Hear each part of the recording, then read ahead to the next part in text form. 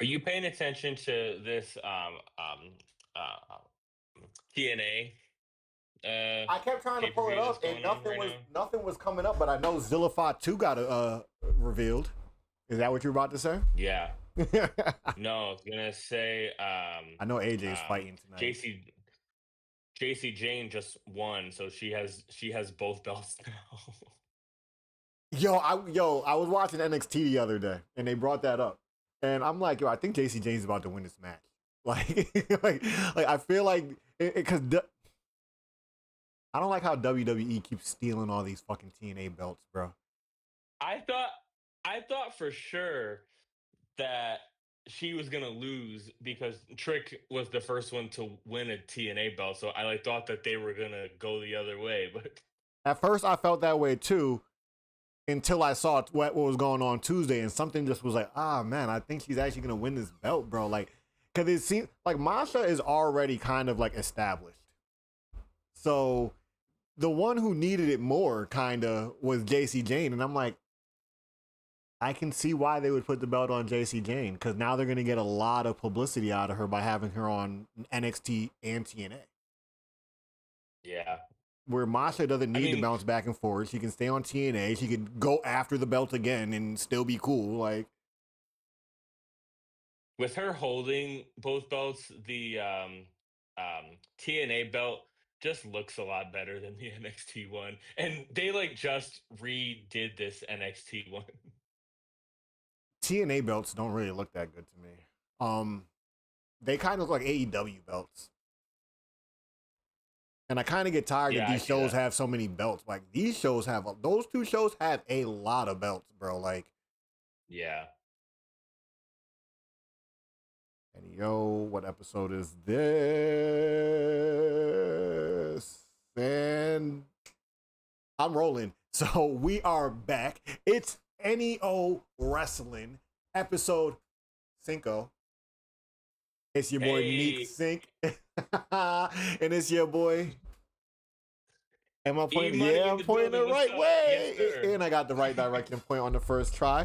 We are lit. We're back to hang out with you guys because it's been a little minute, 2 weeks. Not as long as our last hiatus, but we're back.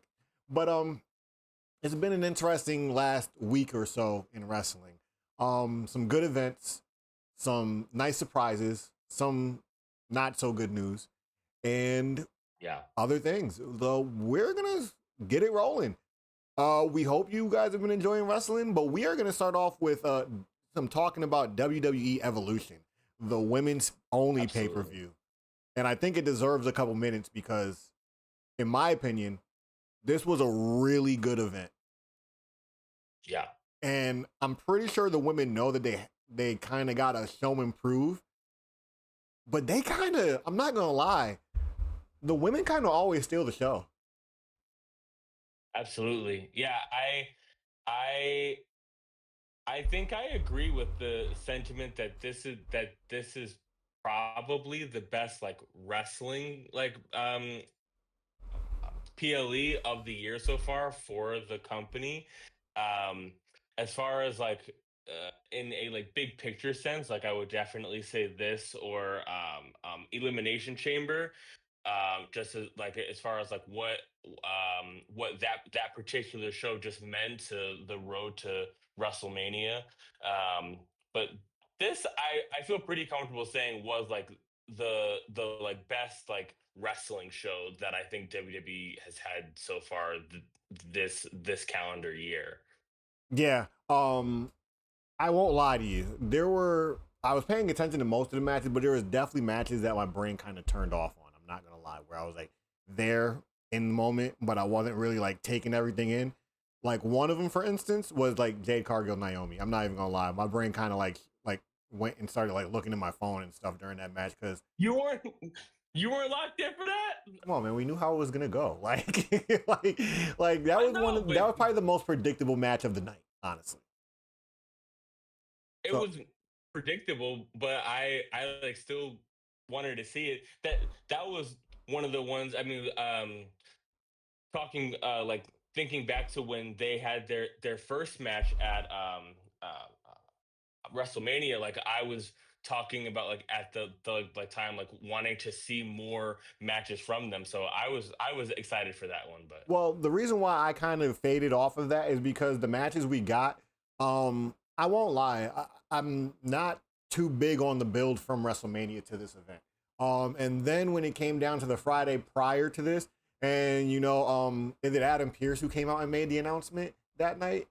I think so. Yeah. Yeah, when he came out and he made the announcement, oh, we got to keep you guys in line, this, that, and third. I was like, oh, they're about to add Bianca to this. And they added Bianca, and I'm not, like, it's not a horrible decision, but I just didn't want it to go there, especially to where the women's roster is going right now. It almost feels like they did that with hopes of implementing whatever they did there way later. It doesn't feel like it's coming very soon because we obviously have talked about it before that we feel like Bianca gets involved here somewhere, but Naomi's now on another show. Jade is after Tiffany Stratton. Naomi's a belt holder already. So what do we do? I can see where they make it interesting, but I'm not as interested as both of them being champion and then fighting each other and Bianca just being in the middle somewhere. Yeah. I'm not really as interested in that, and that feels like where it's going. Well, no, I have a bit of a different view. So at the time, we still had no idea that Naomi was going to cash in that night. Everybody's assumption, myself included, was still that she was going to be directly tied into Jade's SummerSlam match. Mm-hmm. I was definitely still hopeful before Jade won Queen of the Ring that the triple threat match could have been on SummerSlam. But once we got to the end of the show and now Naomi is on a completely different show, then this like story that they've been telling, it's just like pushing it off a like bit further, and I'm assuming that they'll probably pick it back up like on the road to WrestleMania. This just gives them a little bit more time, which it seems like they needed anyway, because it doesn't seem like Bianca's quite healthy yet to even wrestle yet. Um, so I think that story is in a good place right now, and I'm happy to have them kind of go their separate ways to give Jade and Naomi their own kind of separate moments, so that when eventually one or both of them do lose their belts, I'm talking about this like Jade already has a belt. I'm not gonna lie to you. I um, low key feel like Tiffany wins at SummerSlam you think? now. I kind of feel now that Naomi is the women's is it world heavyweight champion, right? Yeah. Now that she's that Yeah. champion and she's on a whole nother show, I feel like the rush to put the belt on Jade isn't necessary right now. They can do it a little later on. Where this is a good feud for SmackDown to have for a little second is Jade wanting the belt off of Tiffany or whoever has the belt at the time. And I think Tiffany can definitely use a good match against a good now star instead of having matches against Charlotte Flair, who's older, Trish Stratus, who's a legend, Nia Jax, who we saw already and weren't really into that. I think her beating Jade kind of solidifies her title run a lot more than anything else she's done. Yeah, I mean, if you want her to have a great match, people are gonna call me biased. She doesn't need Jade, she needs Bianca. But she's hurt. And at the end of the day, this Right. is the next step. Like, who else they got really Yeah. over there for her to fight? So I feel like this pushing off Jade's title run because now the whole proceed with caution thing isn't even a thing anymore. She's all sitting there basically saying, I could pop up on any of y'all at any time, and now y'all don't even got to worry about Naomi anymore. So it's almost like I don't care to see Jade with the belt right now, but I do want to see her with the belt within before WrestleMania starts up. Yeah, that's fair. I think I think Naomi's cash in for me has tipped it into that I feel like it's more likely uh, that Jade might win now. I certainly don't feel like it's a like guarantee, like, or that I feel strongly like Jade is going to win, or honestly that like Jade has to win. Um I think there are a lot of other situations where, like, when you get to a particular moment with the match, you feel like the person has to win. I like certainly don't feel like that with Jade right now. Hmm. Um, but they have spent a lot of time over the past couple months, particularly trying to make Jade look as good as possible. I think a good thing for them to do right now would be draw this out a little bit, use it to turn Tiffany heel. Like, why are we not doing this yet, bro? Like, she's And obviously better when she's antagonizing people than when she's trying to be the Barbie doll in everybody's face. So I think this would be a smart thing to have Tiffany win. I don't care if it's by dirty shenanigans or something like that, or if it leads to them fighting again and Tiffany kind of starts going heel and Jade's the face in the situation. I just don't necessarily need to see it at SummerSlam. Um, Jade with the belt, I might be tired of her with the belt by the time WrestleMania comes along at this point with a lot of these wrestlers. Because a lot of these wrestlers aren't really making their belts look that good right now. I'll be honest with you. yeah, So yeah, I don't I want to risk that with Jade Cargill right now, going into a long wait until WrestleMania season. Oh, I like think even if she won that certainly doesn't mean that she needs to hold the belt for nearly that long. But like we said, we kind of think it comes down to a Naomi Bianca thing, and like I would kind of like this if the only way I kind of like this is if they both ended up going into WrestleMania and it was like a triple threat match, and they look at it like this: whoever gets pinned loses their belt. So Bianca could walk out being a belt holder just by pinning either one of them, and it doesn't matter who it is. Jade can come out, or Naomi can come out being double champion if it came down to that. If Jade pins Bianca, nobody gets a belt, and everybody just goes their separate ways. But you got to fight in. Like, it works out for so many different scenarios if they just hold off to WrestleMania and handle it that way, and probably hold off on Jade having the belt till closer, so nobody gets bored, so they don't risk that. Nobody wants her to be a Jade Cargill. I mean, a Jay Uso. Like, I'm sorry. Um, but I think we should move on to But the rest. Nico, if if if both belts are in that match, we would be missing out on another Rhea Ripley title chance. Are you not interested in another Rhea Ripley title opportunity? Y'all know I love my Rhea Ripley, so I'll get right into that. We'll just segue right into that match, honestly. So they had the World Heavyweight Title Championship match. We already know how that turned out. Naomi came out, cashed in on them, pissed them both off. Now she's in a triple threat going into SummerSlam for the title with Io and Rhea. But to get to your point, Eric, because we all know I like Rhea Ripley, but I definitely went into this match of Io versus Rhea with the problem in my head. Because I was definitely ready for Rhea to beat Io finally, but my brain was like, but do I want Rhea with the title back right now? No. There's nothing for her to No. do. So why would I want her with the title back? She's just gonna cycle through Io and Raquel Rodriguez probably over and over again. So Yeah. I was very happy with the outcome there because it helped me get what I wanted out of this. A good match between these two. Rhea looked like she was supposed to win, right? Like, that was definitely going to be Rhea's Yeah. win if it wasn't for her cash in. And They also did the pin too, where she pinned her for like 7 or 8 seconds while the ref was down too. yes, that was an interesting thing with the ref going down, but they had to spin it for the Yeah. cash in, honestly, probably. Yeah. But so I got what I wanted out of it. I got Rhea doing her thing against Io, not getting the win, but she didn't look like a lame. She didn't look like she was losing. And Rhea doesn't have the belt on her. So she can still be the chaser of the belt, which I feel like she's a lot funner when she's mad at somebody chasing the belt. So I'm cool with Yeah. that. Did you have any thoughts on that match? Yeah, I first that match was not only good, that match was incredible. Probably like top three um matches of the year, honestly, so far.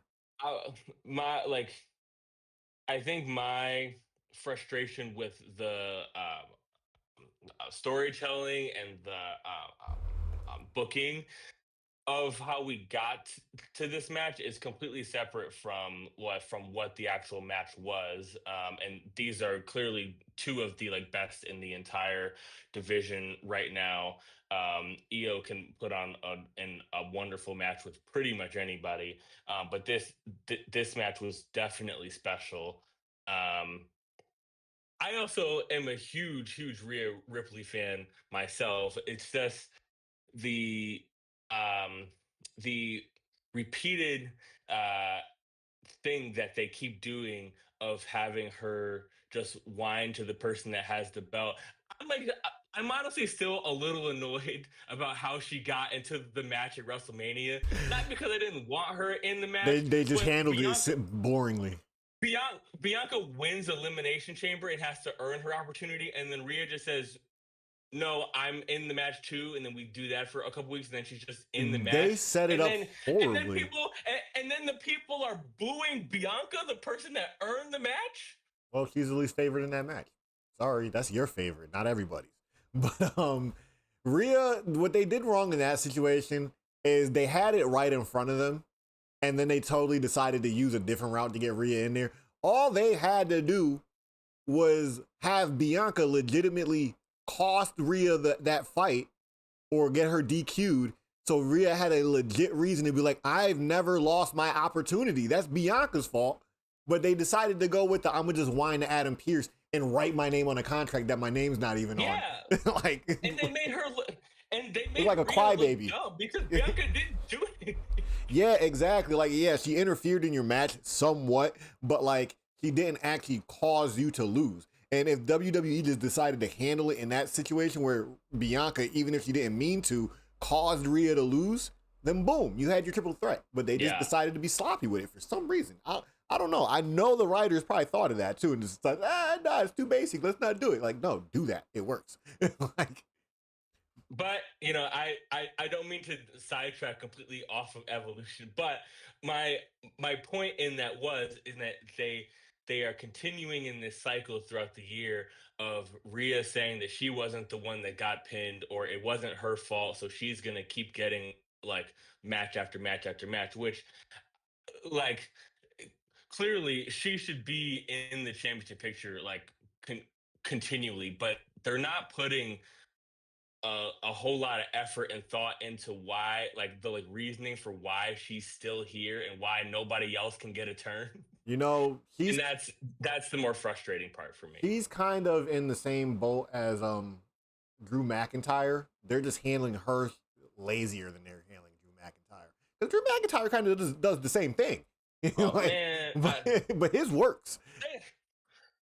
look what they got my boy Drew McIntyre doing right now, man. What is Drew McIntyre doing? We'll get there. We'll get there. I don't know either. But I'm gonna speed through. Man, Drew McIntyre. I'm gonna speed through the rest of this. We'll get into the Royal Rumble at the end, but I'll speed through the rest of this. Tiffany and Trish, meh, right? Like it was entertaining, a little entertaining, nice to see, but at the end of the day, don't care. Didn't really do much for me.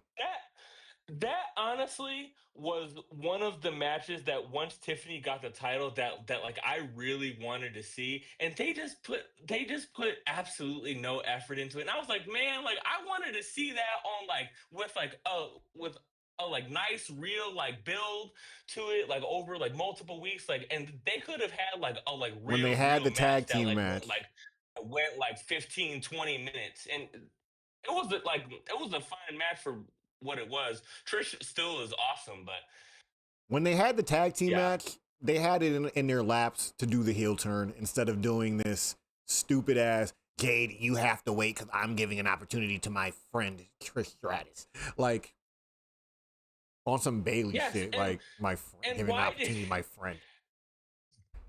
and why did Tiffany just randomly offer the match to Trish? Why wasn't it Trish saying I want a match?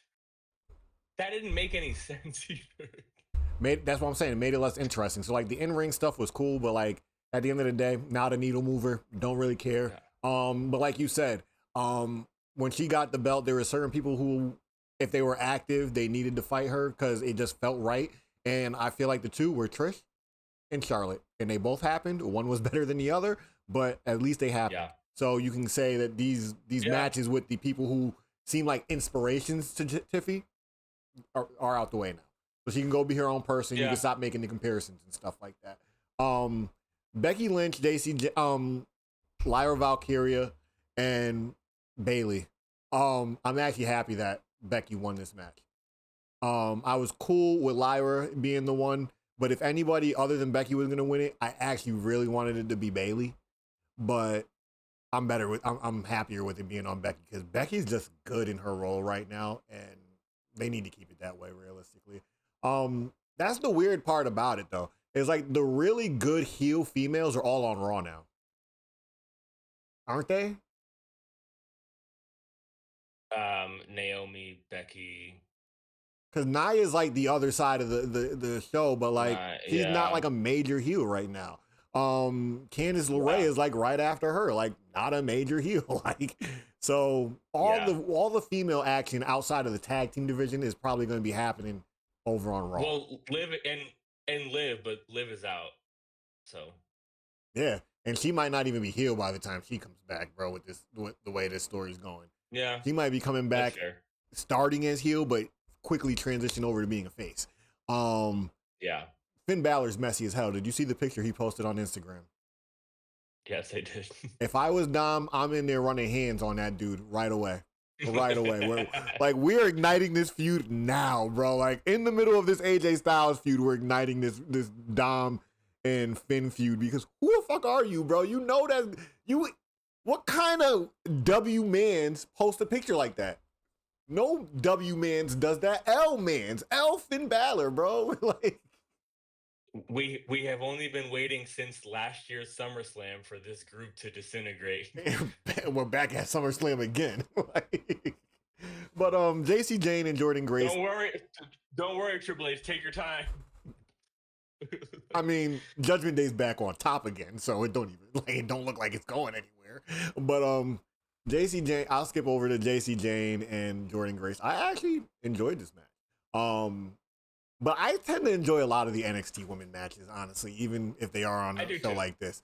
So I'm not really following NXT right now in the last like month or two. I'm not even gonna cap on you. Like I knew Blake Monroe was there, but I did not know Blake Monroe was basically over there just being her same old Tony Storm intern character, but matured now on NXT. Because she's doing all the like she's not really in the generation that Tony Storm is in. Tony Storm is like doing like some 60s, 70s actress type shit. Where like Blake Monroe's doing like some 80s like movie star type shit. 70s, 80s. And I'm not gonna lie, I'm not really feeling that. I'm not really feeling that. Because every time I hear her talking on the show, I'm just like, oh, so she's Tony Storm, but for the WWE. When they already had her and they just let her go. Like, so. Yeah, I feel like I'm still being introduced to her truly. Like I like heard so much about her feud with Tony Storm like while she was in AEW, but I can't say that I've watched more than like maybe two or three of her matches. So um I definitely still feel like I need a bit more time with her just as a character. I like do think her and Jordan Grace will be a like fun feud though. Yeah, definitely. But like when she came, when not when she came, but when Jordan Grace was out there the other day, and she's flipping on I forget home chick's name, but Stone also Stone, and I forget the other chick's name. But well, Ava's assistant. When she does like the whole vignette with the "Who wants to be Jordan Grace," I'm just sitting here like, yo, this is so Tony Storm. I thought that was funny. It was funny, but was... but tell me it wasn't Tony Storm as hell. I can't lie, like I only know like very basics. I just feel like that's like Tony something Storm, Tony Storm would pull. So I get that. I get you not being super familiar with her, but yeah. I feel like the stuff that I see, the cinematics, the way she antagonizes the people she beats with, it felt like that to me. And I'm like, so she left being Tony Storm's like apprentice just to go be Tony Storm on WWE. Like we couldn't give her a slightly different character. No, okay, but Well, it was her lifelong dream to be in WWE. So, But I will take the turn on Jordan Grace. So whatever. But Jordan Grace, bro, they're like keeping her so far away from the belt, like actually having the belts. Like, it's actually pretty interesting to me how yeah, long they've held this off for. Like, yeah. I'm almost surprised I JC like feel Jane still like got it. I feel like as a fan, I'm starting to lose like a tiny bit of steam with Jordan Grace because she keeps losing, and I'm like, oh, like And I like, they just keep pulling in I names, bro. They just keep pulling in new yeah. characters and players in NXT. And I'm like, are y'all gonna do anything with Jordan Grace? Like, are y'all just gonna kind of make her rot on NXT? Because I feel like that's what, like, Yeah. I don't see where she gets called up soon. Like, it doesn't happen soon. So are we just gonna be watching Jordan Grace on NXT for 2 years? No, it's not going to be that long. But like I was just saying, like when she first signed, like my thought process was like, oh, this feels like a reasonable challenger for Rhea Ripley on the main roster. And then she started in NXT, and I was like, oh, okay, like that makes sense. It's They like right cross before paths too. WrestleMania. It's like right before WrestleMania, so like they don't have like plans for her yet, so they're just gonna wait until after, which is fine. And then she lost to Roxanne, fine. And then she lost to Stephanie, okay. And then she Big lost names that again. were And already then on she, NXT. I get it. Like, and now a bunch of the other names have beaten her. And I'm like, oh, like you're starting to lose me a little bit, like with this feeling like a super duper star if she keeps another losing. Drew McIntyre per se. Like, That's what it that's literally feels what like. they're doing, man. Like you said, you thought you'd be matching up with Rhea, and they kind of not really put it out there, but like think about it, they had that moment where Rhea was on NXT that one episode, and she met with all the cool kids as they were beefing with Fatal Attraction, like when it was Zarya, Yeah. Jordan, and all them. Yeah. Like, so I felt like she's not done a lot, but this isn't one of the people who don't need to be there so long. So top, do something cool with her so you can get her out of here, bro. Like, Yeah. Ethan Page is another one. Chop, get him out of here, bro. Like, get him up. Yeah. No, I know. Yeah, seriously. Like, and I haven't even been watching lately, but from the last thing I seen with Ethan Page, get him out of there, bro. Like, he don't need Yeah. to be there no more. Like, you got Obafemi, that's all you really need. You got Trick Williams, like, you got enough. You got Sean Spears, they got enough going on down there in NXT, man. They got so much going on down there. There's people who I forget about that are actually good because there's so much going on in NXT. But the last match of the night for Evolution was the Battle Royale, which was a fun match. There were some weird stuff going on. Like, the thing with these Battle Royales when everybody's in the ring is you get a lot of moments where people are just like randomly doing nothing in the corners when they do Yes. the one or two people going head to head real quick, and it's like everybody just kind of doing Yeah. in the background and stuff, putting each Yeah, other for on the sure. top ropes and then coming back down because I can't eliminate you right now. So I enjoyed that, but I'm actually very happy that Stephanie Vaquer won that. Because Absolutely. like how we're talking about everybody else, thank God they're putting the booster packs on Stephanie Vaquer and Julia right now. Like, thank God they're Yeah. doing that for them because I would But especially Stephanie. yeah, especially But especially Stephanie. Stephanie. But like Julia's already got a belt. She's like a cool heel now. Like, oh, there's your SmackDown heel, the coolest heel on SmackDown right now, women wise, Julia. Honestly, the mid card title is cooler than the actual title over there right now. We'll see. Nah, We'll see. the USA champion is like the women's USA champion right now is hotter than Tiffany Stratton, bro. That belt is hotter than Tiffany Stratton's belt right now. I think Chelsea as a character might be, but not the belt. Did you forget all of the zero pops For that Selena Zelina, got? yeah, but it instantly out? led into Julia. Like, it instantly led into Julia, and I feel like I'm getting better matches from that belt than I am the WWE Women's Title. We haven't even gotten a Julia. No, I'm just talking. No, I'm not talking about Julia's reign. Yet. I'm not talking about Julia's reign. I'm talking about the Women's United States Title. The matches for that, I feel like, have been better matches, more fun matches than Tiffany's defenses of her own belt. Yeah. I mean, she like hasn't really defended it much, which is like a whole nother problem. Well, I mean, this makes my point that this belt is more interesting than the WWE title belt, like women's belt. at this point. It's more interesting. More things are going on around it. And I'm not even gonna lie, I'm interested to see what they do with Zelina Vega over the next couple weeks because they got her on some emo goth right now. Like she ready to take heads off of people. She just be in the background staring evil right now. So I'm interested to see what goes on. Like I said, I'm not really looking for the Sharks to start swarming around Tiffany right now. So if they stop putting her on the show for like a month, I wouldn't even notice probably. Like, exactly. But I'll be wondering where the heck is Julia at? Like, so that's Evolution. Ups and downs, but overall, really good card. Solid matches. Like you said earlier, probably the best from front to back pure wrestling event that WWE has put on. Now for me to clarify real quick, that doesn't mean it's the best show that happened because there's other variables that make a show better for me, like exciting turns, turn of events and stuff like that, returns, turn-ons and stuff.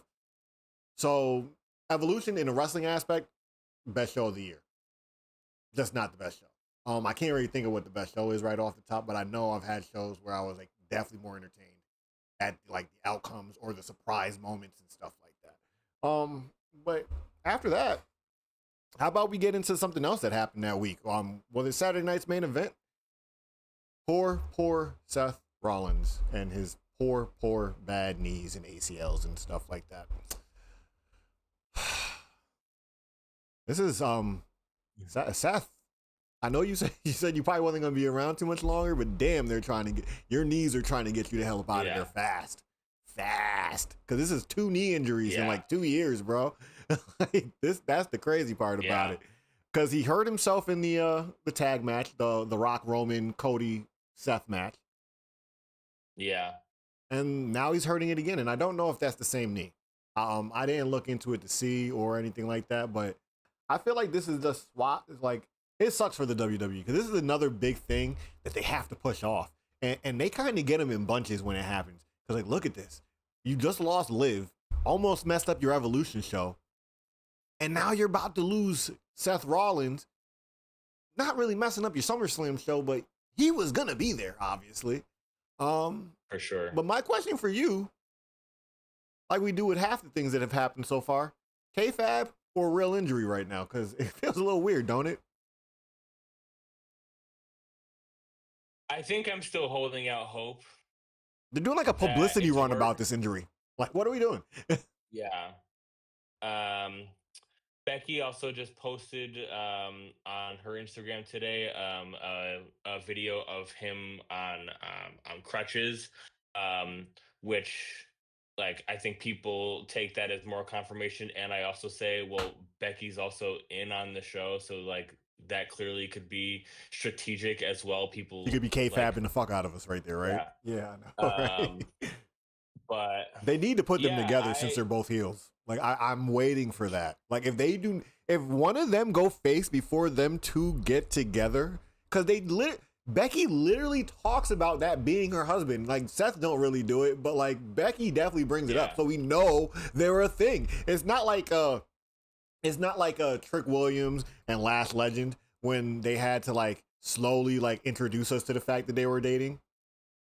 Yeah, just do it. We know. Like, make them an evil faction together, bro. Like, just do that. Like, tell me she wouldn't be a good member to that group. Cool. Tell me she would not be I was saying that before they started putting all the pieces in there. But yeah, it's true. Yeah, like get them together. But I can see. I don't want to say this is a fake injury because I would hate to be calling a fake injury and it's real. Maybe it's not as severe as we think it is. Maybe it's not as severe as they sell it as, but it seems realistic. Yeah.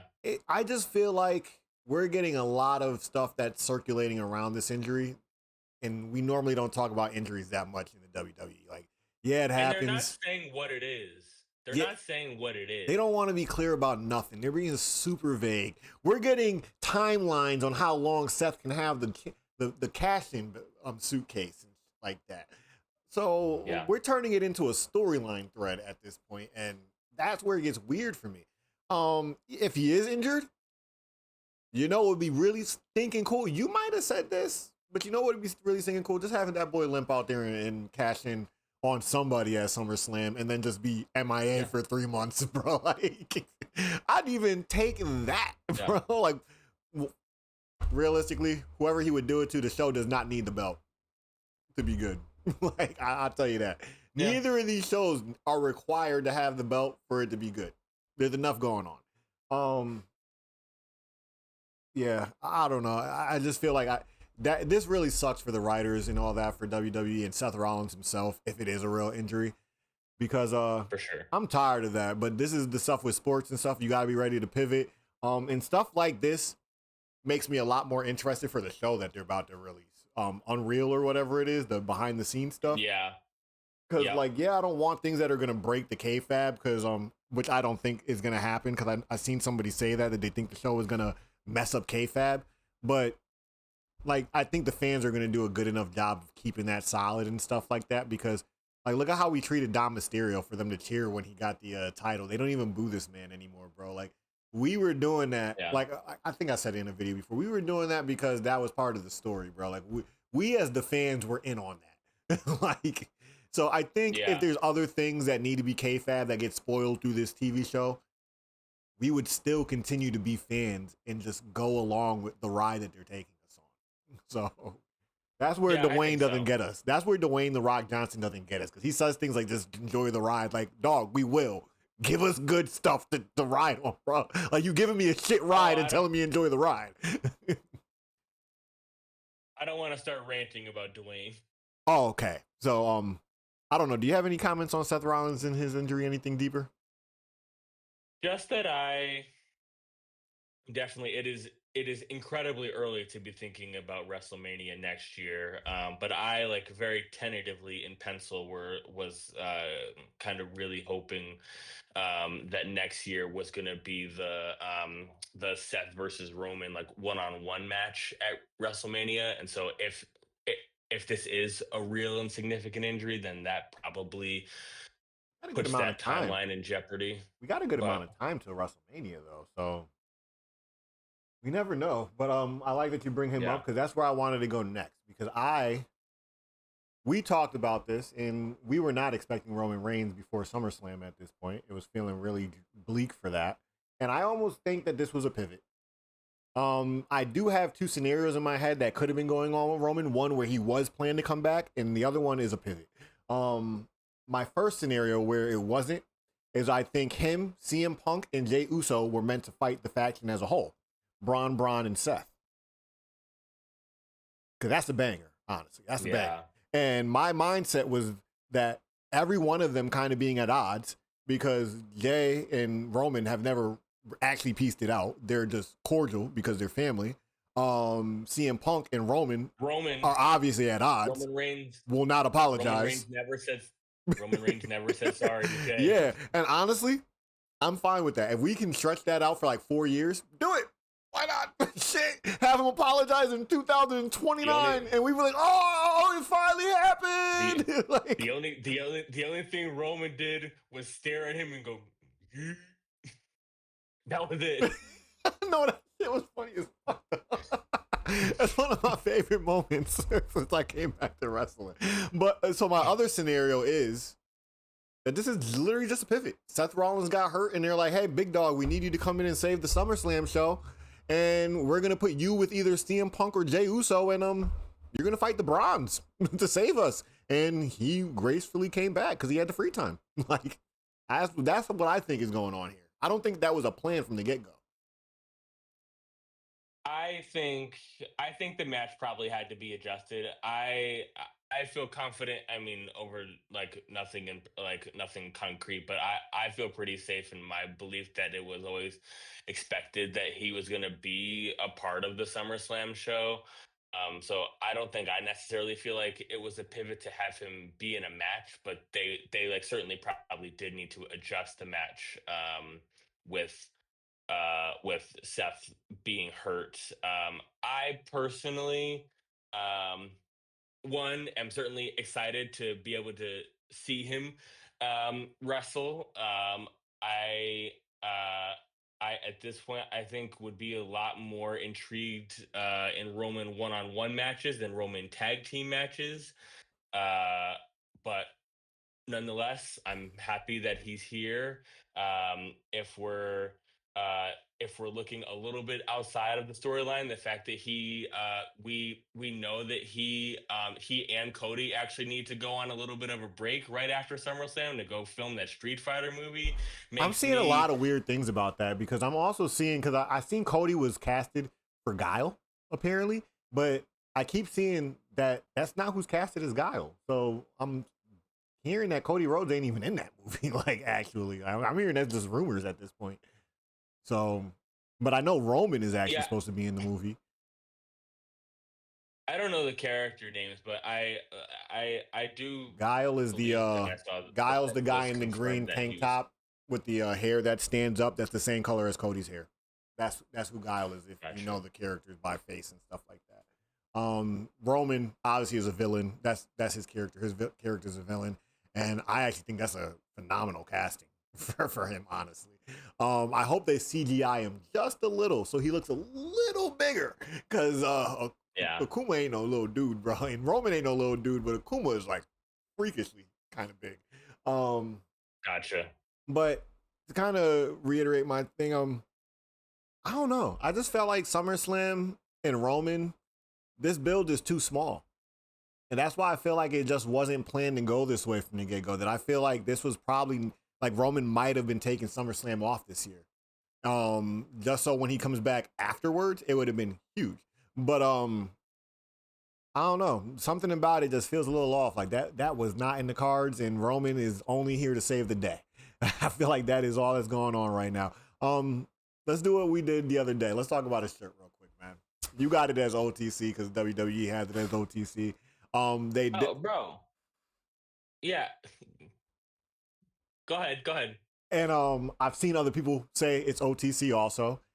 I just don't see it on that motherfucking shirt. Like since I've never seen him use his logo as a letter. That's why I feel like I'm not tripping here. Is like, and I just think we're waiting for the day that he gets in the ring and he's all talking and he refers to himself as the chosen one, and then they're gonna go change all the merch on the website and it's gonna say TC1, and I'm gonna be sitting here looking like it's not OTC Well, after all. that would make sense.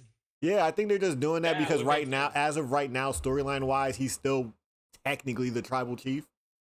So the OTC thing still kind of works. But I don't remember. He said he's changing his kind of changing his character basically. Wasn't going to be the OTC. And the chosen one is an easy way to switch that because all you got to do is drop the O. And that's what the t-shirt looks like is they drop the O and put TC1. What is I think OTC1? What is OTC1? that's that was my whole point. I said I don't think they thought this through. OTC one doesn't make any sense to say original tribal chief one. When you already said original, like why do we need to say OTC original and one in the same line?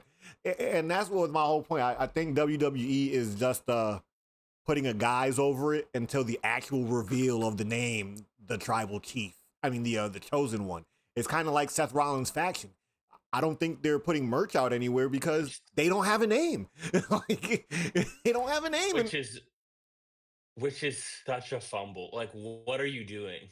Why don't they have a name? I think they're just trying to find like Why an don't they actual have any boss ass. merch? I think they're trying to find an actual boss ass name. They don't want to just come out there and be like the It, Federation or it, something like that. it takes this long to come up with a name? One that actually is cool. Like, yeah, I could come up with a name on the spot. Like, yeah, I could be like the future or the visions. But like, do you want to just have a name that's just a name for the sake of it, or do you want something that actually resonates with what's going on here? And I think that's why they're holding off on a name because they just don't have nothing that like the bloodline, like how the bloodline just boom sticks hard works. They don't have something like that for that group yet, and I'd rather them be nameless instead of get some dorky ass name that we laugh at. B&B. Like what? Like what? What do we call I, these dudes? Like, I just feel what like would you name as you them? were I'm just saying as you're planning for this massive WrestleMania main event, turn in formation into a new group, that I would maybe come up with a name so that when you debut your group, that you have something for the people to call them, instead of us for 3 months now saying, "Oh yeah, Seth's group." Maybe that's their name, Seth's group. These dudes don't even know the name of my band. But yeah, I'm cool with them being nameless. I'm not gonna lie, because I feel like when they do get a name, if they do get a Oh, name, matter of it's just fact, gonna go up. They're just gonna skyrocket once they get a name.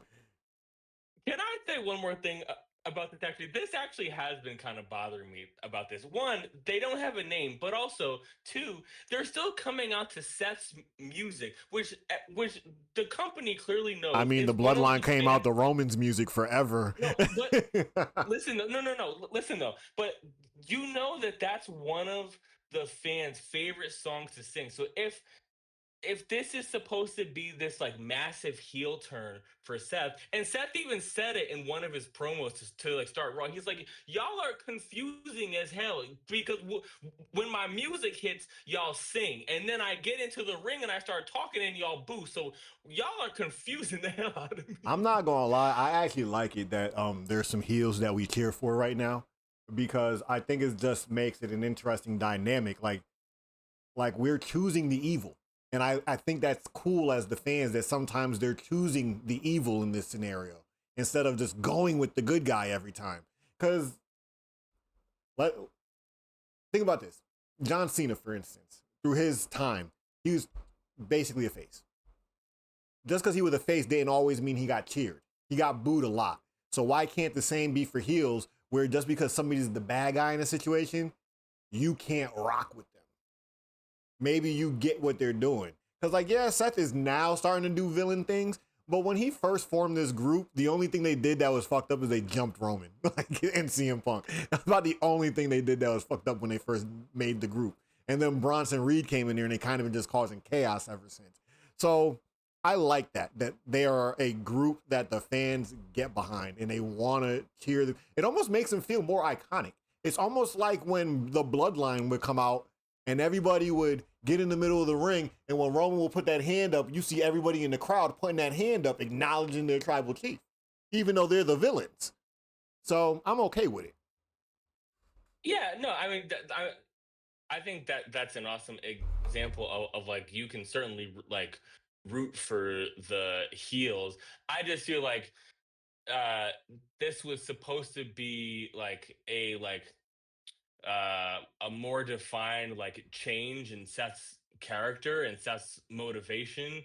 Um and they haven't Shit, really John's done getting booed. anything else to John's getting the same show. treatment. John is getting the same treatment. We get it because he's a legend, but like Seth ain't. Seth is kind of a legend too in his own right, bro.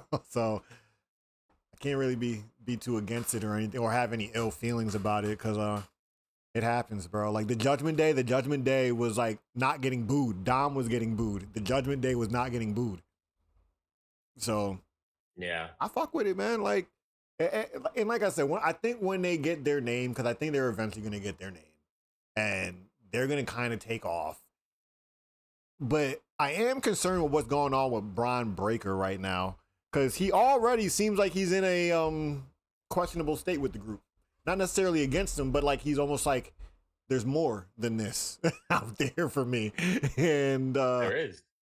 yeah, and he's questioning it and he's thinking about things, I feel like, without doing it. And I would definitely love the not necessarily the same way, handled the same way, because they already did that with Solo and Fatu, but I would love the good old Batista turn on the leader scenario again.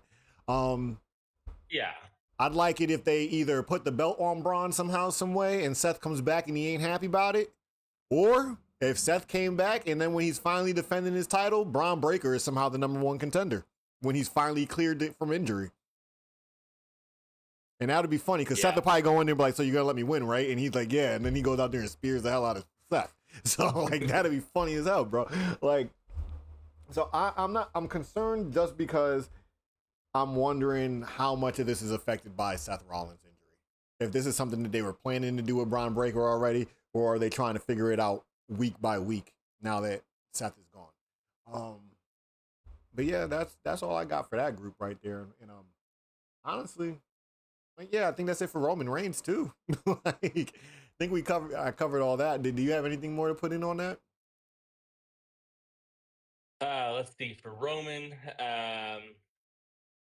I know he's not going to be here for a long time, but I would love to see like a little bit of like story progression or character development in the time that he's here.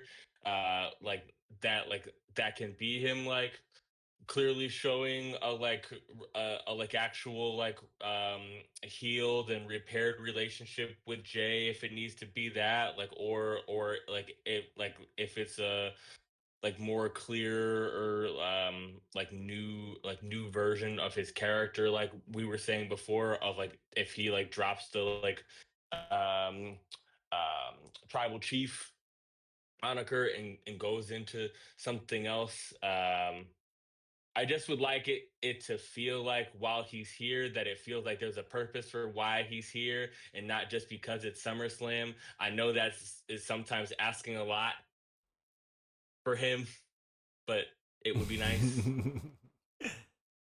No, I definitely feel you on that.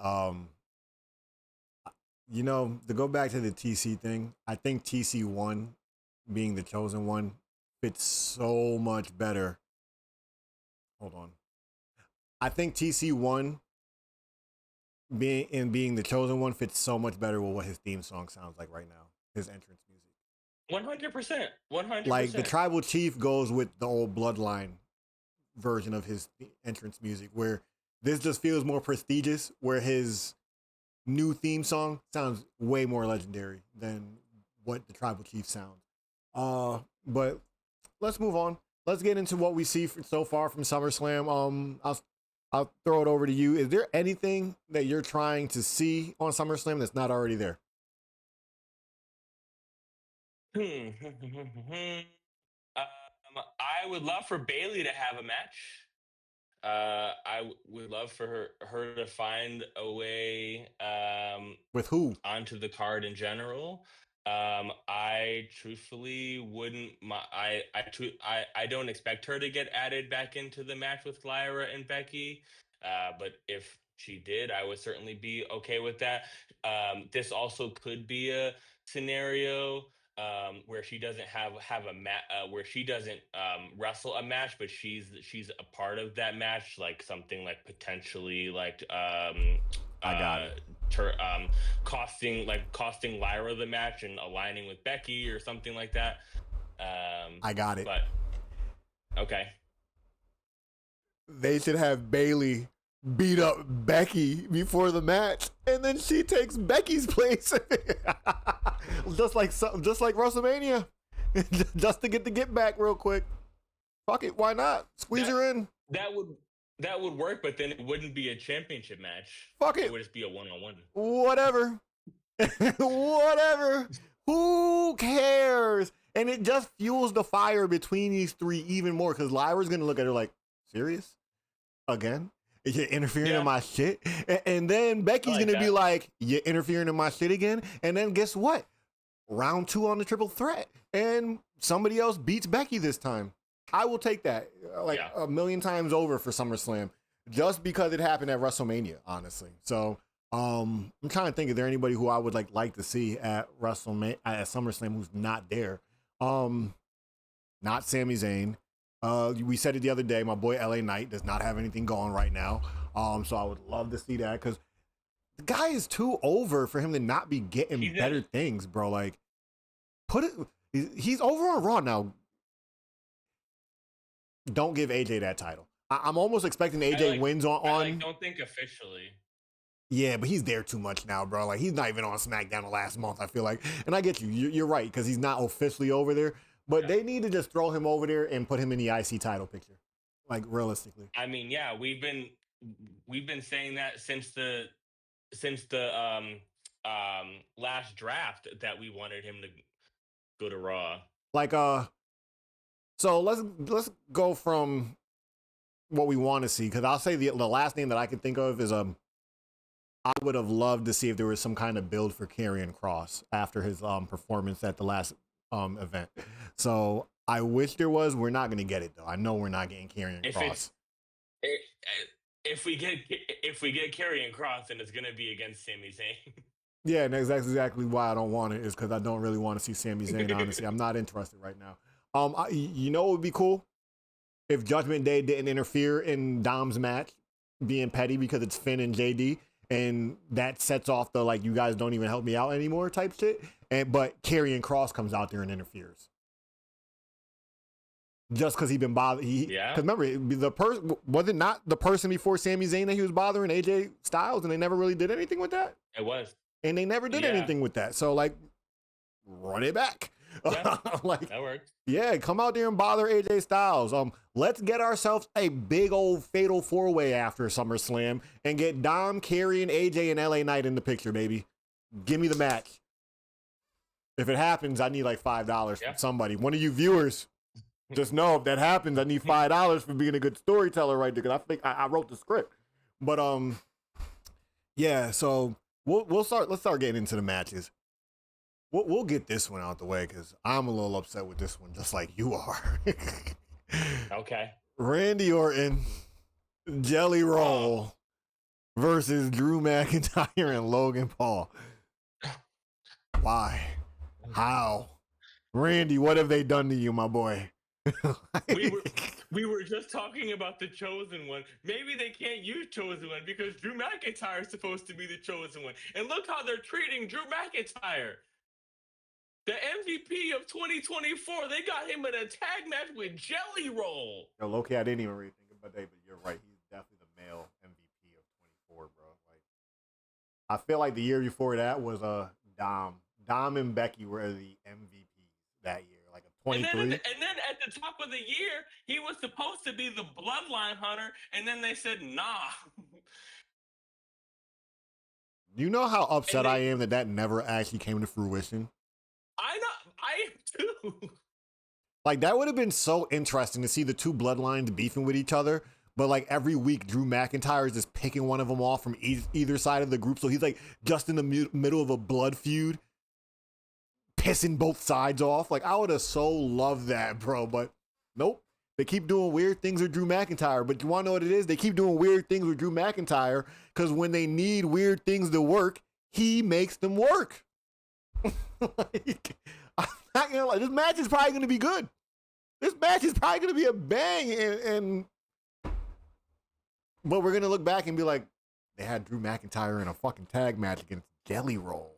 The disrespect. I am going to be happy to see Drew McIntyre in general because he is one of my favorites. But man, like, celebrity matches, like in the new WWE that we're in now, are kind of more for people who need like the elevation. Like Damian Priest, he was cool with Judgment Day and all that, but what really put him over with that Bad Bunny match, right? Yeah. I'm trying to think what other celebrity matches we've seen lately. Like who else is lower on the card who's dealt with celebrities? I can't think of anything like that. But just to go off of that example alone, who the fuck in here needs to be pushed up by Jelly Roll? Not Logan Paul. Not Drew McIntyre. No. Damn sure not Randy Keith Orton. What are we doing? You were supposed to put 4 randoms around this motherfucker. You were supposed to put this with some random mid-carder that you like against Miz and Carmelo Hayes or something like that. That's what this was supposed to be. Actually, I haven't even seen them. One, we've seen Carmelo recently, just Friday, but we haven't even seen the Miz and Carmelo in like a month. I also would celebrate if that was over. Honestly, I you don't fuck with Melo, don't Miz? Absolutely not. Nah, absolutely, man. I kind of like them. I kind of like the whole they're heels, but like they're like caring about each other heels. Like when they were in the little over the top Royale thing, and the Miz sacrificed himself to save Carmelo Hayes and stuff. I was like, oh, I like these guys together, man. They just kind of work. But I'll tell you this. I don't need them to last as long as Austin Theory and Grayson Waller, who like literally don't do anything and now Grayson Waller is like the butler Yeah. for New Day. What is that? Like, what? I'm so confused by that. I'm like, he's been chilling with the New Day for the last like month and a half, and now he's like their butler, serving wigs on a platter to Adam Pearce. I mean, if And you then they want to told talk him, about Kofi Kingston of all people told him speaking the accent. I was like, oh, dog, that's kind of funny right there. That the guy who used to have an accent is telling Grayson Waller to make sure he uses the accent. if you want to talk about tuning out, the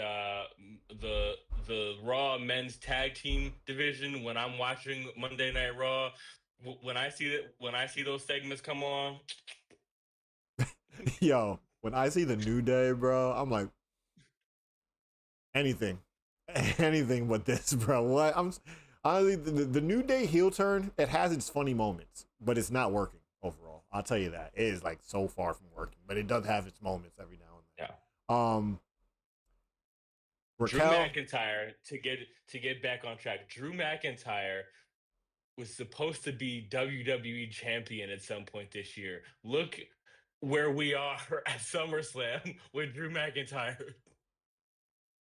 I'll tell you this: this is not a prediction. This is a spoiler. Drew McIntyre will not be touching a belt in 2025, unless it's somehow the tag titles with Logan Paul. Unless. And I don't think they're going to be beefing with the Wyatt Six anytime soon. So, actually, they got a full tag team division beefing with the Wyatt Six right now. So, yeah, it definitely ain't about to be them.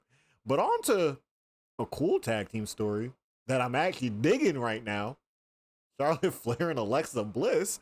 I'm liking the fuck out of this right now, especially after the tag team match they had. Was that at Evolution also, right?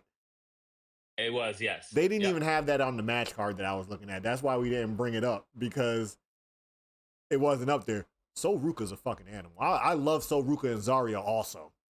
Absolutely. Actually, I like every tag team that was in that match, honestly. I like them all together. I like Roxanne and Raquel. I do wish with Soul and Zarya that they I know that it's a very common thing to do the like odd pairings. I never have completely got over the fact that they're not really an odd pairing though. Zarya acts the way that she does and her character looks the way that she does. Why is she this bubbly, goofy character with why is she not the biggest heel? That is the one thing. That is the one thing I had with Zarya, because the way they introduced her, you would have figured she was going to be like a tormentor and be bothering people. She was about to go crazy. Especially with the vignette they were doing with the destruction coming and stuff. And she ain't really destroyed shit since she been here, but she do be putting a hurting on some people. I will say that. I will give her credit. She do be putting a hurting on some people.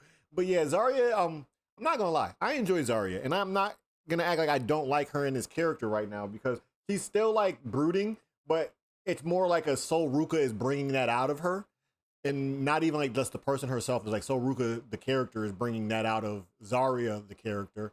And I like it because we know this is eventually leading to a turn on, and it's going to be a little hurtful when Zarya finally turns on Sol Ruka. So I think that's where the bubbly personality is definitely going to work, because when she goes back to being cold, there's going to be more of a, you made me soft type of thing. And I'm not digging that anymore. I'm on the road for belts. Cause if you really think about it, I thought this heel turn was going to happen a lot sooner, because Sol Ruka won the belt that Zarya was after. Yeah. And they've held it together pretty well. And I think that's good for WWE writing, is that they held it together, because I think that's exactly the route that they're going to go. It's just I'm not even hunting belts right now when I should be. And it's because I fuck with you, and you are making me soft, actually. I'm out here losing matches I probably shouldn't be losing, because I'm being a nice person by standing next to you. So I'm about to start beating shit up again, and you going to be the first one. Sure. So I can deal with that. But now that we got back off of that, because we got here because of the tag match in Evolution, but I'm really digging Charlotte Flair and Alexa Bliss together, man. I like this not friends, but we like each other thing that they're doing. Even with Charlotte just grabbing Alexa out the way of the spear at Evolution, and then hugging her like for Yeah. dear life. Getting out of the ring after her match the other day and doing the heart thing with her. I'm like, yo, Yeah. and this is another like Dom situation. Like, look at how when Charlotte came back from injury and she won the Royal Rumble, and she came out to the crowd and was like, I missed you guys, and they booed the fuck out of her and made her go heel. Absolutely. Made her heel. I am so happy to see that they are accepting her so willingly and quickly just because she's next to Alexa Bliss right now. For now. No, but they're eating her up right now. Like I'm liking it because you want to know what it is. I like it because this is the reaction she deserved when she came back. She deserved that at least for like a week, like where they at least just was happy to see her back. But they were too busy doing the whole internet community thing where they were like, "Oh, Charlotte Flair, blah blah blah. I hate you, Charlotte, because you come back and get titles." To be fair, she probably would have gotten it if she didn't come back and win the Royal Rumble in the first time that she was coming back. If she like appeared like the week before, then she probably would have gotten cheered. But that's what I'm saying. Right. It's like I feel like it's unfair because like we said before, she ended up losing the title match anyways. Because I know everybody's booing because they're like, okay, we all know Charlotte Flair comes back and she gets a title. So they were expecting the title to get put on Charlotte Flair, and it didn't. And they kept booing her. So she basically went into a heel turn for no reason because she didn't even get the title. So it's good that she's getting the face turn now. And you're right. How long will this actually last? But that division also doesn't have a lot of tag teams going on. So maybe this will last for a little bit. Raquel and Roxanne and Raquel and Liv don't really got much to go against right now, other than the Kabuki Warriors, I feel like. Who they just had to put together. Well, WWE keeps firing the tag team wrestlers, so they definitely do. They definitely do. But half of their tag team women on the main roster are like lower tier. Like you got better wrestlers in NXT than half of the main roster tag teams they had sitting around. Like I like Alba Fire. I liked Isla Dawn. I liked them together, but they weren't getting no opportunities, and they weren't really cooking in the ring when they were getting opportunities. I liked their stuff against Jade and Bianca, but that's like all they were getting. KC Squared, Candice, I forget her name. What's their names? Katana Chance and Katana Chance and Kaden Carter. Thank you. Katana Chance and Kaden Carter. They were all right, but they were too cheesy for me. I did not like how cheesy and bubbly they were with their whole techno skit and everything they were like a tag team that was like literally just tag team moves. I did not like any of their solo wrestling. It was like all their tag team moves were cool. I'm trying to think who else was around. Because like I mean, they fired Jakara. Oh yeah, they fired Jakara, but she was an NXT head, so she wasn't even up yet. But like I don't know why that happened, because they were cooking in their tag team matches with Bianca and Jade too. They were cooking, yeah. Like they were cooking. Like, what do you want? So you got rid of Jakara, and this is no shot to this person that I'm about to say. What? So you can start making B-Fab and Michin a weird They're doing a lot of weird shit. Because why is B-Fab and Michin like always together, but then they just threw B-Fab back with the Street Profits on Friday? Why is Candice LeRae back with Nia Jax, but then she's with DIY all the time? Where are these people's homes? Like, do they not have homes to go like be with the people that they're just with? Everybody's dealing with multiple factions. Not. Like, what the fuck are we doing? So I guess not. Yeah, like I'm not really digging what's going on with the women's tag team title, but the women's tag division has been shit for like the last 2 years. So unless you're in NXT, that is. But like, yeah, unfortunate. But yeah, Charlotte, Alexa, I like it. Raquel Rodriguez, Roxanne, I'm liking it. I love the big sister, little sister, but they don't even really mess with each other. Well, Raquel don't even really mess with her little sister at this point. But I like it because it's just gonna be good when Liv comes back. Oh, when Liv comes back, is it gonna be so good? Because you're gonna have the Dom Finn thing going on, and you're gonna have the Liv Dom thing going on, and you're gonna have the Liv Raquel Roxanne thing going on. Judgment Day ain't going nowhere for no time soon. Like, that's the crazy part. Well, and if you do it correctly, that's a really awesome like first actual like big time feud for Roxanne. Roxanne, yes, as well. And are we gonna get another feud, like a weird non-feud, but feud between Liv and Raquel, where they like break up and don't like each other? Because that's kind of what happened not too long ago when Liv and Raquel were not together. I would, yeah, I would much rather the focus be that Liv is upset with Roxanne and that it's a Liv and Roxanne thing. I think Liv is gonna be mad at Raquel, but Roxanne is gonna be the one to be like, "What are you so mad about? We defended your titles," and that's where the feud is gonna be from. Like yeah, she's not really feeling Roxanne, and it's gonna become a Roxanne Liv feud, but it's gonna start with her not being so happy with Raquel Rodriguez. Like how we did with Jade Cargill, Naomi, and Bianca, just a lot slightly different. Well, Yeah, that works. we'll move on, and a match that I think is going to be so fun to watch. Jacob and Solo in the cage, bro. Oh my God. We get to see that. Like, we're going to be there. I was not expecting to hear cage match, but when motherfucking Adam Pearce came out and said this shit out, it gets better. Yeah, like, it gets even better. Like, dog, we got the Roman comeback, and then at the end of the week, they're like, yeah, and we're going to give you a cage match. Thanks. We're eating at the first ever 2-night SummerSlam. Like, oh man. Is there anything you want to say about this without giving a prediction of who's winning? Just that I'm really happy with this stipulation. I think Jacob Fatu in any type of cage match is must see TV. And then he's gonna jump off the top of the cage and win his title back. I'm hoping that MFT. I don't like that they're MFT. I'm not gonna lie. I don't like that. I actually like that they're separating it as not the bloodline anymore. Nah, I kind of wanted them to still be like. I wanted this to be NWO and NWO Red and Black all over.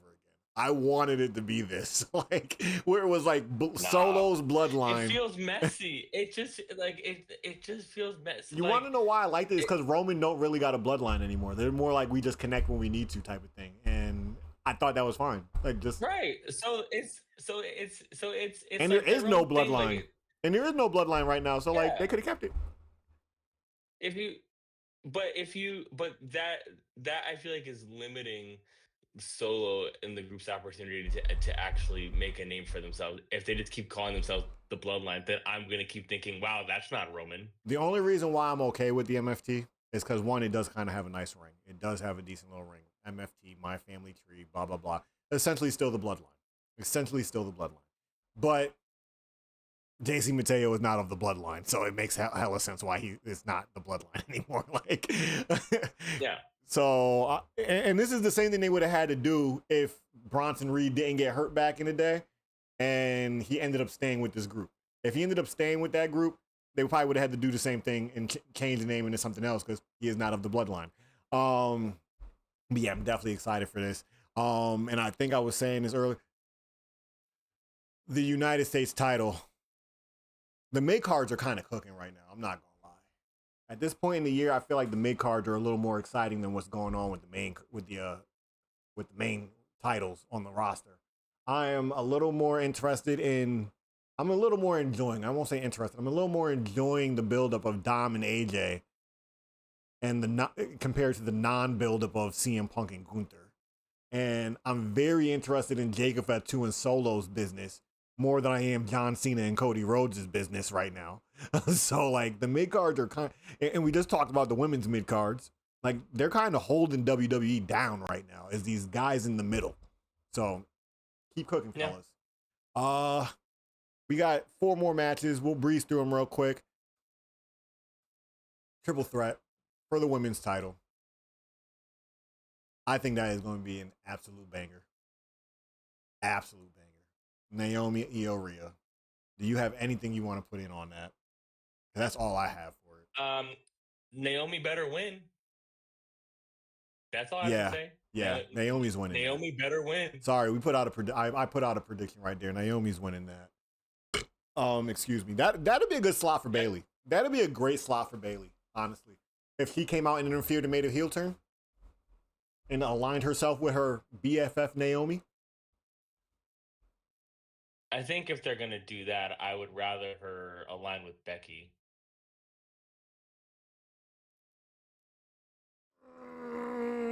I don't want her aligning with Becky. I don't see where that really does anything. I get it because you would have to like move shows around and stuff like that because Bailey is on SmackDown. But I feel like Bailey No, interfering with she's on Io. she's on Raw. Oh yeah, you're right. You're right because we did establish that earlier that all the big fucking heels in the women's division are on Raw. Um, I just feel like her interfering in Io is slightly cooler, just because you're like, oh, look at them retooling that damage control beef. But I don't Well, need it that would mean that Triple H would need to acknowledge that there was a Bailey and Io story that completely got dropped after the WrestleMania match, which I actually was really looking forward to continuing. But this now feels like airing past because they don't grievances. know what they're doing with Bailey. They I think the WWE wants to see her kind of have like the LA Knight organic pop again, instead of like trying to force good shit on Bailey. Instead of giving her good material, they want the crowd to just eat it up, and that is not the case with Bailey right now. We're just not eating it up, and you're not giving her anything worth us eating up. Like, give her something good. But she's Yeah, also in a weird position where like, who do you really deal with who you haven't dealt with already? So I don't know. Bailey might have stuck around the WWE too long, where there's not enough for her to do now. Maybe, yeah, that's fair. maybe they should do the Becky Lynch thing that they did 2 years ago with Becky Lynch. Send her down to NXT and make her cool there, and have her have the NXT title on She the show. like she like kind of did that with Roxanne. No, I'm saying actually put the belt on Bailey. Remember how they had Becky Yeah, Lynch with the NXT they title and it could. popped off the women's division and all that? Made people start looking at NXT. Do it again with Bailey for like 2 months. Call it a day. Let her have some fun. Because like that's like the biggest thing you could do with her is have her compete with a bunch of names she hasn't competed with yet. Yeah. And there's a lot, like we've already established a million times. There is more going on with the women in NXT than there is with the women on the main roster, and there's more opportunities for her down there than there is here. It's not even like a lot of people would look at that as a step backwards, but like, is it really if you're putting on new bangers with people we haven't seen you fight before? So, Yeah, that's true. to move on to this, Jade, Tiffany, I already told you I don't really feel like Jade wins here, so I don't really got much to input there. Do you? I'm pretty sure you're cool with this match, right? Like, because everybody kind of seen this Yeah. coming down the road. Yeah, I like this match. I don't love it. I feel like both of them I'm fans of, and I think both of them get the best version of their matches with people that are more experienced. But I feel like I'm most likely going to enjoy this. Okay. Okay. And we'll just keep on gliding through. CM Punk and Gunther for the World Heavyweight title. Yes. Thrown together out of nowhere, but Yes. I will take the match because this I was telling me and G were here the other day, and it was like Saturday afternoon, and he doesn't really keep up with it like we do. He'll see the Yeah. highlights and stuff or watch it with us when we're around. But he told me he watched the highlights, he saw the stuff that happened at the big stuff that happened. Realistically, we went back and we watched the episode to see it all go down. Well, we watched the end of the episode to see it all go down. I told him that this should be such a good match, like in ring work wise, like wrestling wise and stuff like that. Like, yeah, when this week happens and like tomorrow, and they have their little feud and their comments toward each other, because they're gonna drop one of them is dropping a promo on the other one tomorrow, bro. Like, it's gotta happen, Yeah, right? Um, for sure. yeah, obviously their mic work is gonna be great, but I think this is gonna be a really good in ring match, bro. But the only way I want CM Punk to win is if Seth Rollins is gonna come hobbling out right after the cash in on his ass. That's the only way I want CM Punk win in this match. I'm sorry, I don't want to see it any other way. I have been begging for them to treat the World Heavyweight Championship with some level of respect, and this is the first time Finally, no more Damian Priest. Respect to Damian Priest. No more Damian Priest. Nah, Respect to Jey Uso. Move out the way, Jey Uso. Move out the way, Finn Balor. Give me Gunther versus CM Punk. Thank you. let me Finally. let me ask you this real quick. Outside of Seth Rollins, because I said this to you the other day in text that this is like his title. That's Seth Rollins' title, bro. Like as of right now, with Gunther having it and CM Punk potentially winning it, and you said you're happy it's not Damian Priest or Jey Uso or something like that. Outside of Seth Rollins, did Damian Priest kind of have the best title run with the belt outside of Seth Rollins though? like Gunther's first title run was not that good. Jey Uso's title run obviously was not that good either. Damian easily is the second best holder of this belt so far. Yes, and what I'm saying is that I want the title to be treated treated So you feel like like Damian's a mid Carter, it's equal. I think he's like I think low he's high he's card, like but really a mid I Carter.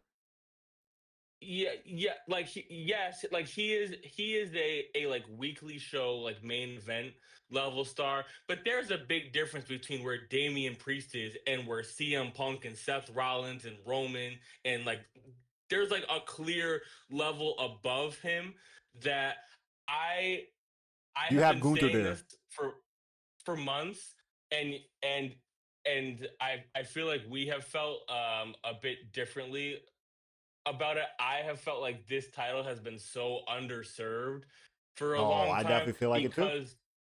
because the true main event people on the shows for months were just completely ignoring the title. And yes, they had other stuff going on, but like I as a fan like want that title to be treated like it's more important. Oh, I definitely agree with you on that. Because we've definitely talked about it where we said like this is not a coveted prize. Like Cody Rhodes No. himself said it like this is not the title that I want. Like I want the WWE title. So they've already dampered the world heavyweight title. And that's why I said to you the other day, like the only guy who's done this belt justice so far is Seth Rollins. Like Damian had a good title run for me. I didn't really I necessarily agree. enjoyed it, but it was a decent title run. Um, and I'll say this: I enjoyed a lot of the decision making they made when it came down to changing the hands of the title and who it went to. I'm not necessarily happy with what they did with those people, why they had the title. I'll say that. I'm happy Jay won that title. I'm happy it's back in Gunther's hand. But have they done anything with either of those two scenarios? No, they've done nothing with those scenarios. They made Jay look bad. They made Jay look like a fucking dork with the title, bro. Just to get yoked up 3 weeks after he won it. And this is the I don't know why they like Jay so much if they're gonna keep doing him that way. Like he's getting almost done worse than Drew McIntyre. And because he gets a title on his hands just to lose it 2 weeks later. And that's twice in like a year span that he's gotten a title just to lose it 2 weeks later. He's literally just an Yeah. interim championship. He's just to give it off to somebody else. And honestly, can't Yeah. even say that because he won the title just to give it back to the dude he won it from. Like, but whatever. Well, and I mean, he's not the like first person that like has been in that spot. But Like yeah, none of like Jeff Hardy's title runs we're long. Yeah, were you're right. that long or Edge is memorable. normally Like in the same really. situation too. I feel like when he was like huge, like Yeah. Edge is normally got the belt, might lose it soon, but gets the belt often enough. But I'm down with CM. I don't think this is the time right now, but I'm down with CM Punk being in competition for this, and I'm down with CM Punk being the title holder because if there's anybody else on the roster who I feel like makes this title any kind of relevant, CM Punk. like I can't think of another wrestler on the Raw roster who makes his Yeah. belt feel relevant like Seth did. So because Gunther don't do it. This is this is also a product of when I started watching the show again. But every time that I see that belt, like especially since Seth lost it, I hear Roman's voice in my head, losers bracket title. I was just about to bring that up because we talked about it the other day, and you were like, he could go out, Seth could go after either belt. And I was like, it almost makes no sense for him to go after the WWE title belt because he'd either have to switch shows or the belts would have to switch shows. And I don't think they're doing that. And if he's Monday night, he has to be there. He has to be on the World Heavyweight title chase. And for me, I would almost assume, because I think we mentioned Roman in that conversation, and I can never see Roman going for that belt, especially after that conversation, bro, after that I've line. had that. I've had that problem in my head this entire time. I'm like, how? Like, I can't justify Roman's character even fighting for that title because I know how he feels I about don't it. even think he would be cool with this belt on his waist, like, honestly. Because at the end of the day, when I see Roman Reigns, yeah, he's the undisputed in his one belt now, but like I see the big old WWE on the squarish logo. That's what I see when I see Roman Reigns. I don't see the old school looking title on him like that. Him holding that up and all that stuff and doing his tribal chief or the chosen one thing. I just feel like that ain't gonna hit as hard, bro. Like, so No, they've kind of stapled themselves to each show where they're like, I can't go anywhere else. Like, yeah, I can appear on your show, but like I can't fight for this title. And Seth can't be over here fighting for the WWE title. I can't even see Seth with the WWE title actually. Like doesn't make sense to me in my head. I can. Oh, I can. It just don't look yeah, but like think about it. Like if you had to picture what's the best looking belt for each of the wrestler, the WWE belt is perfect on Roman, and the World Heavyweight title is perfect on Seth. Like they're just the proper people to be carrying these titles for me in my brain, the way it works. And I don't know if that's because Seth was the first, and maybe that's making it weigh a lot heavier on me. I just can't see him with that WWE title on him and being cool. And it doesn't really do anything other than give John Cena a reason to turn face. Like that's the only thing I can see. Well, that's coming. Yeah, but it don't need Seth Rollins cashing in on that title for it. So like It doesn't, but Cody heel turn, is that coming? Is that like knocking on our door, or are we kind of down the road? Because I do think it's coming, but I don't think it's as soon as a lot of people think it is. so I outside of the match because it sounds like we're transitioning into that match now. Yeah, we're done with CM I Punk and Gunther.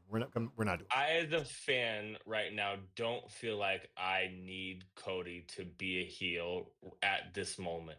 With that being said, I want this match to be as memorable as possible. And so if that means that the double turn is happening here, then I am happy for it to happen here. Again, I don't feel like I need Cody as a fan to be heel right now, but boy, that would make it a much better moment if if that's what this ended up being. I want a slow burn. I explained you the scenario and I'll explain it out loud real quick. I want the slow burn. I want what John Cena said to him about the weight being too much to bear for some people to slowly take its toll. We saw it already doing it the first time they fought when he was too busy being a good guy to win the title. Where stuff like being the people's champ and having the people not look at you like a cheater prevented Cody from doing what was necessary to win. And I think that's what we need to continue. It's like, yes, Cody wins this title at SummerSlam.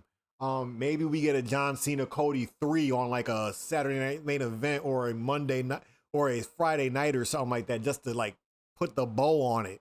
But I think it needs to be a slow thing where like he has a lot of close matches where he starts realizing like there's people out here gunning for me, like Roman said would happen. And I need to be willing to do whatever it takes to hold this title since I don't want to lose it again. And I think that needs to be what turns Cody heel is that he just starts becoming more and more willing to do the things that he didn't do to John Cena the first time around, do the things he didn't do to Kevin Owens the first time around that time when they were feuding. And he eventually cracks and is like, well, I'm heel Cody. I am now what's his fucking name from the boys?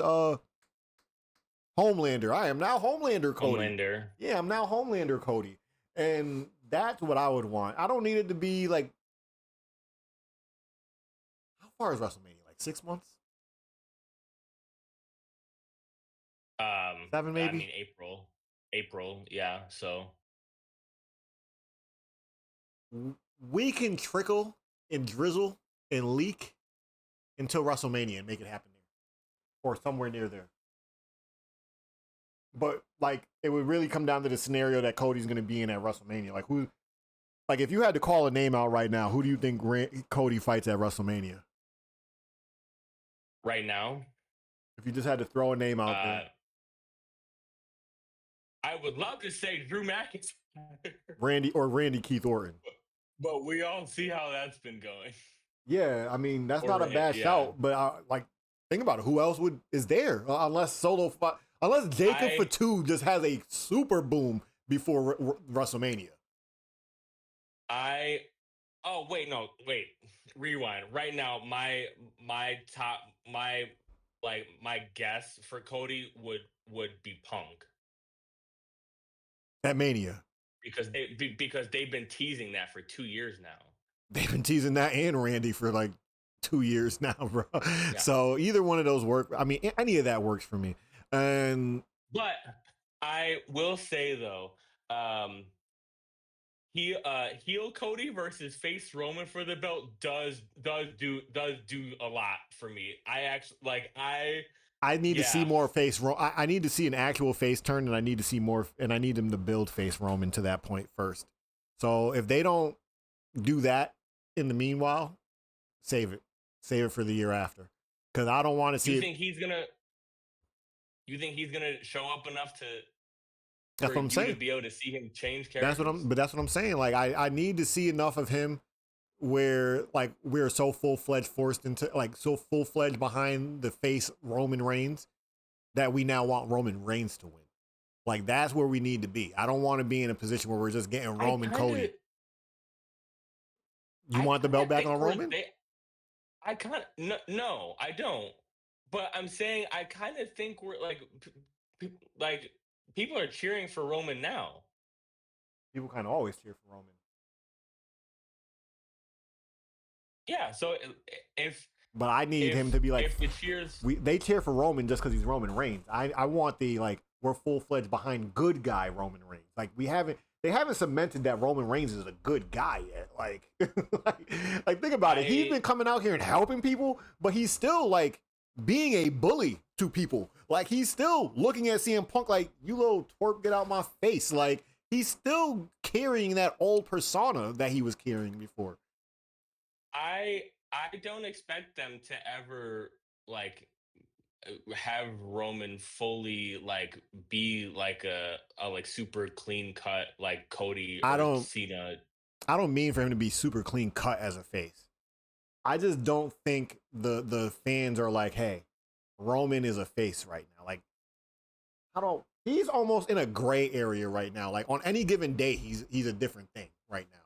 Like when he's around CM Punk, if you like CM Punk, you're going to look at Roman like he's a heel because he basically bullies CM Punk around. not even bullies. He looks down. He's arrogant around CM Punk. So like you can still have that character, but I think there's time for you to get him into a space where nobody looks at him like the antagonist in a situation.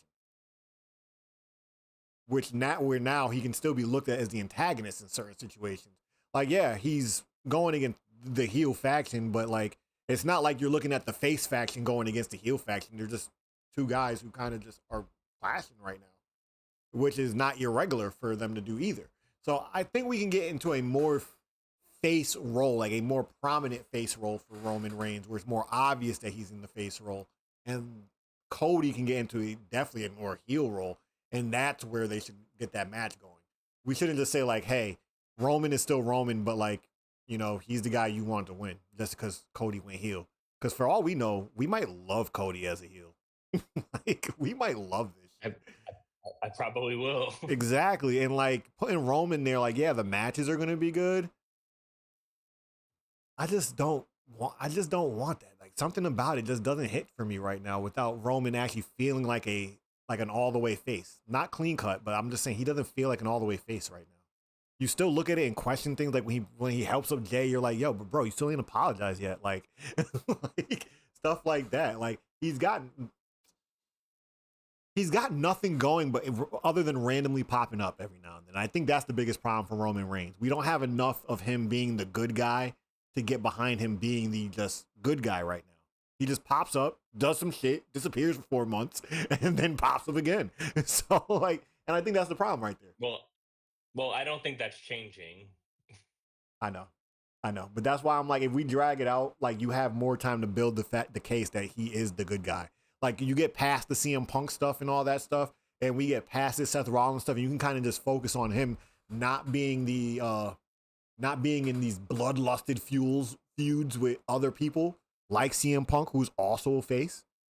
And you can get into a full-fledged, like, okay, cool, me and CM Punk don't really rock with each other, but we're not feuding anymore. I'm not feuding with any of the faces in the company. Because that is kind of weird that Roman isn't really cool with anybody either. And I think that would be one of the things, is when Cody goes heel, Roman might not have friends, but he's going to have people who are more on his side because Cody's the bad guy now. So I think I have to assume Jay. Yeah. Yeah, like things like that. Like he's going to look at him like, damn, my boy Cody done went to the dark side.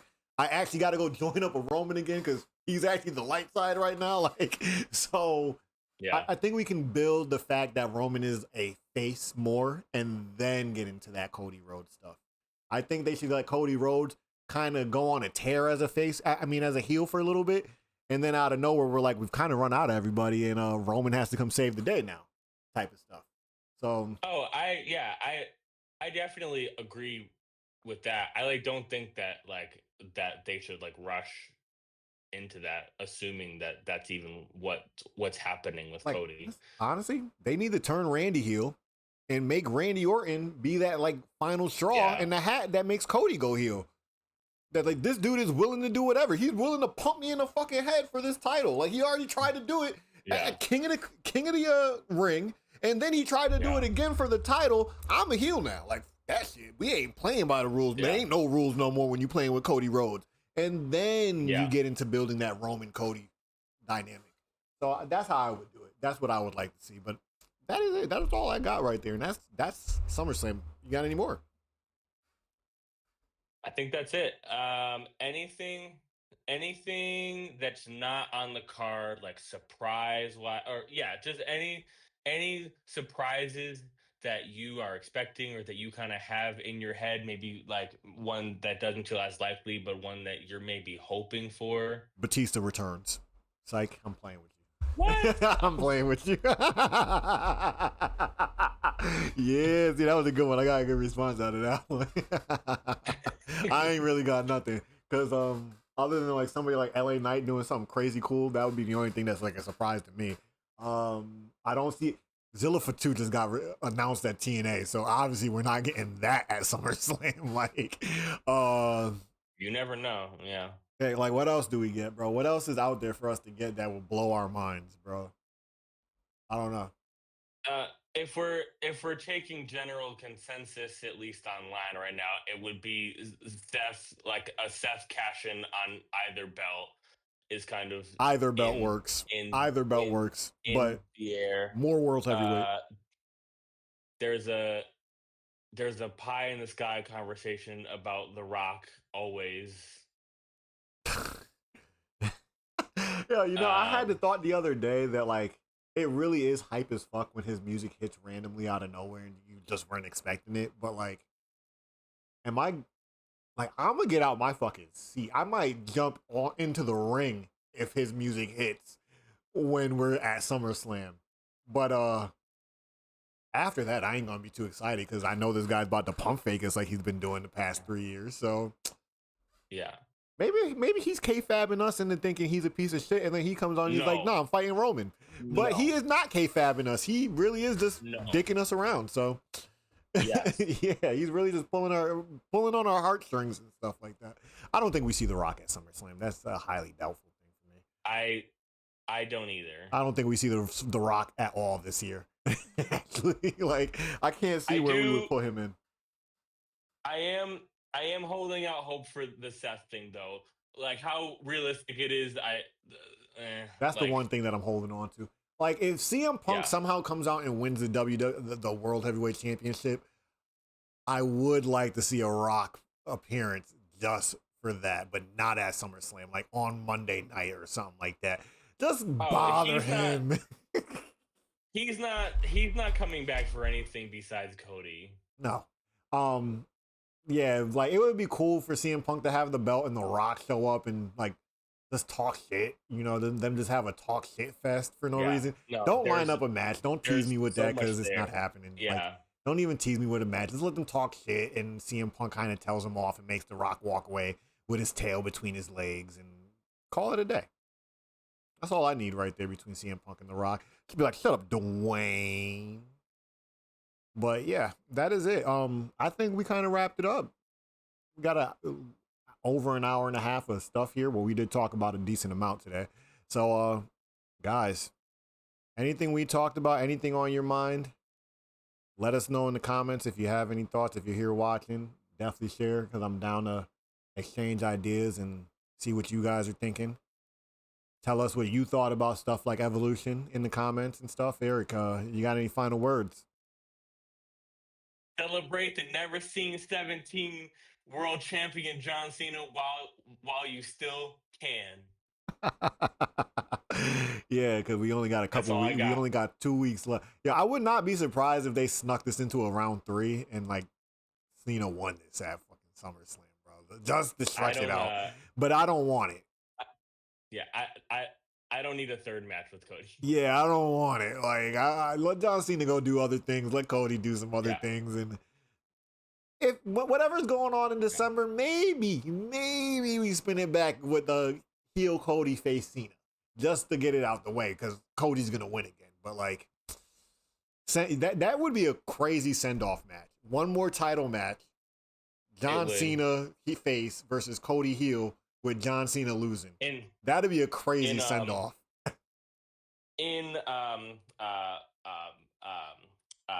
Boston too. Yo, we didn't even really talk about that match, bro. We kind of skipped the fuck out of that match. But it's a street fight, and there's not much to say because John Cena don't really perform like that right now. And they're making it a street fight to kind of make the. No, he's been getting better. Did I not say that though? Yes, but like, relax. Remember that? I said that though. I was like, yo, he's gonna look way better as the year goes on, and he has been looking better every time out there. I feel like. So, like, we could get a super banger out of this street fight, but am I expecting one? No. So, maybe Cody Rhodes hurts the man and John Cena has to take a couple weeks off or something like that. But, hey, whatever. How many appearances we got left? We got like 15, right? I think 14. And you're right.